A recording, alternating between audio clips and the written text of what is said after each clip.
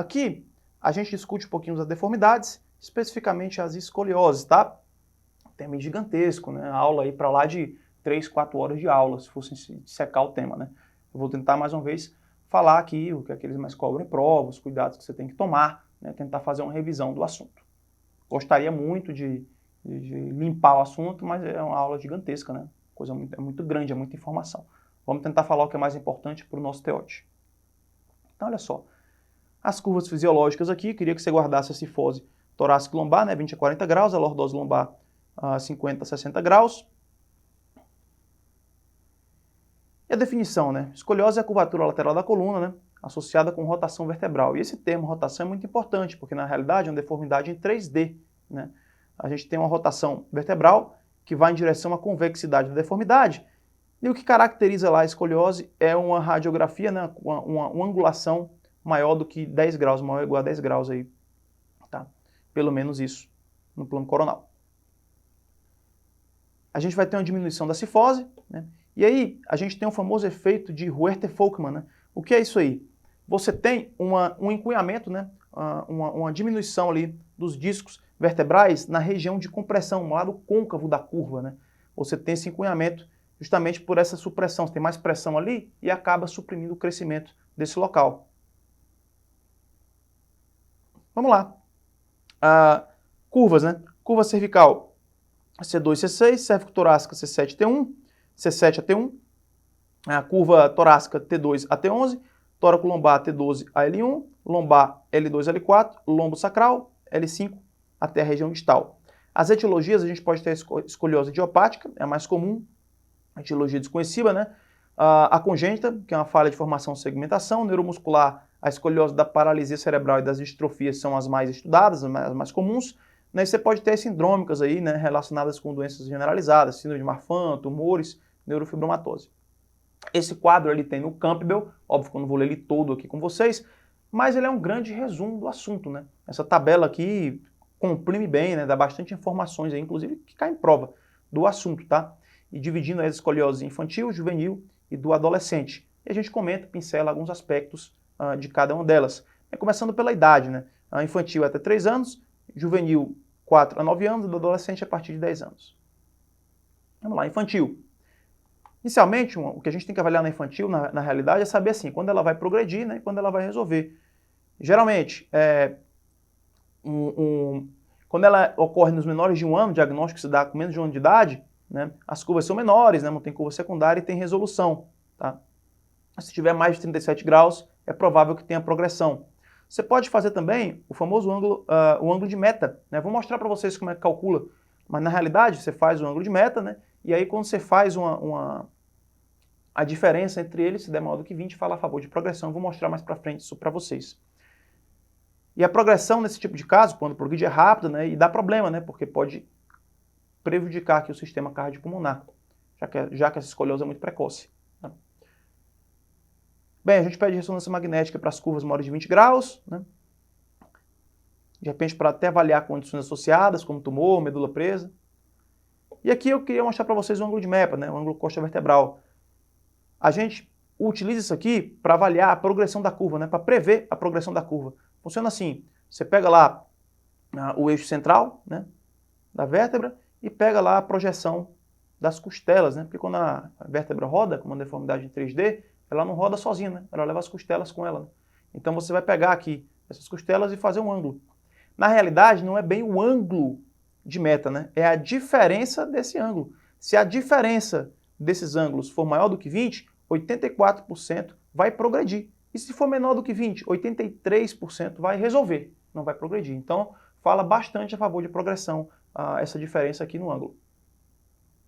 Na escoliose idiopática juvenil, a curva com maior risco de progressão é aquela que o ângulo de meta é maior do que 20. Olha a pegadinha do malandro aqui, né? O cara colocou na letra A. Mas, na verdade, a diferença entre o ângulo costo-vertebral da concavidade e da convexidade da curva é maior do que 20. Essa aqui é a resposta. Você vê que o cara não teve pena, né? Alguma pegadinha, colocou logo na letra A. Vamos lá. Bem, 70% a 90% dos casos resolve espontaneamente, com 3 anos, né?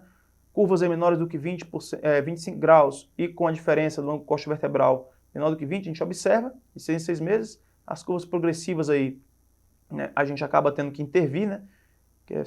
Quando essa diferença é maior do que 20, né? Quando você tem costela na fase 2 ou dupla curva, aí faz gesso seriado, faz instrumentação sem fusão nos casos mais graves, tá? Mas isso aqui é a minoria dos casos. Com relação à cirurgia, né? Curvas graves, né? Você vai ter aí situações excepcionais que você tem que operar. Né? Idealmente, você vai ter que operar e colocar essas hastes de crescimento, né? Que você vai permitir o crescimento, vai ter que fazer uma cirurgia de 6 em 6 meses, né? Para distrair a haste, permitir que isso cresça, né?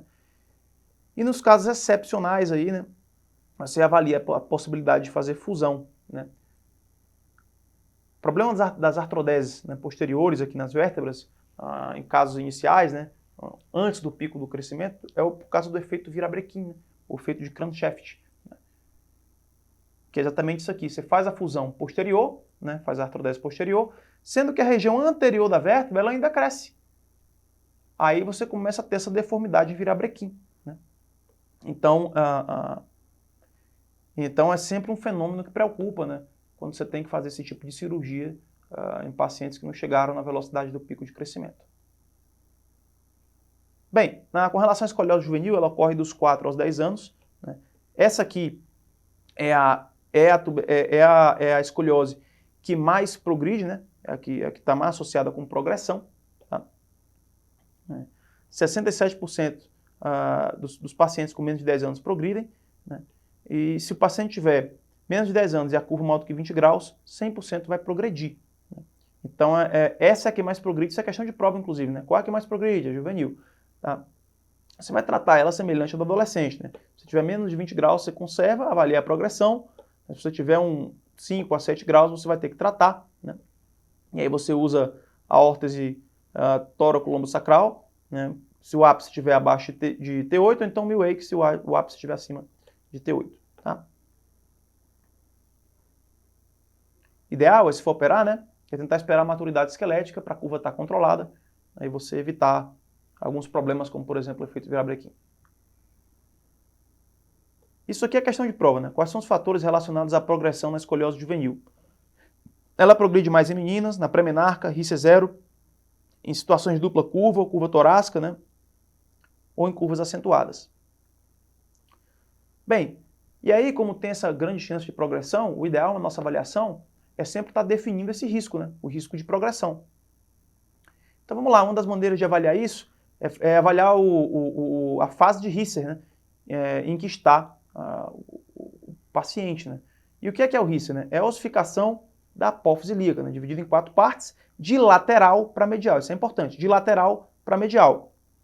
E aí, no Risser 5, né, que é a ossificação completa da apófise, o crescimento cessa. Né? Então, Risser 1 ou menos, menor ou igual a 1, 60% a 70% vão progredir, porque ainda está antes do pico de velocidade de crescimento. 3 ou mais, só 10% vão progredir, porque aqui o pico da velocidade de crescimento já passou, então essa progressão não vai ser tão acentuada. Mostrando para vocês aqui esse gráfico que o Campbell traz, né? E mostrando a velocidade de crescimento aqui, ó. O problema é que quando você opera essas escolioses antes da velocidade de crescimento, quando você faz o estirão do crescimento, a vértebra cresce anteriormente e você faz aquele fenômeno do virabrequim, né? Fenômeno preocupante. Tá? Mas aí, quando você tem um fechamento da cartilagem trirradiada, né, e você tem o Risser 1 e menarca, né, você já passou do pico da velocidade de crescimento e as possibilidades aí do virabrequim começam a cair bastante. Então, o pico da velocidade de crescimento, que é isso que a gente está falando, né, ele é o melhor marcador da maturidade da coluna. Né? E como é que a gente calcula esse pico de velocidade de crescimento? Ora, por medidas seriadas da altura do paciente. No homem, nas meninas, né, o seu pico é mais ou menos 8 centímetros por ano. No homem, é 9,5 centímetros por ano.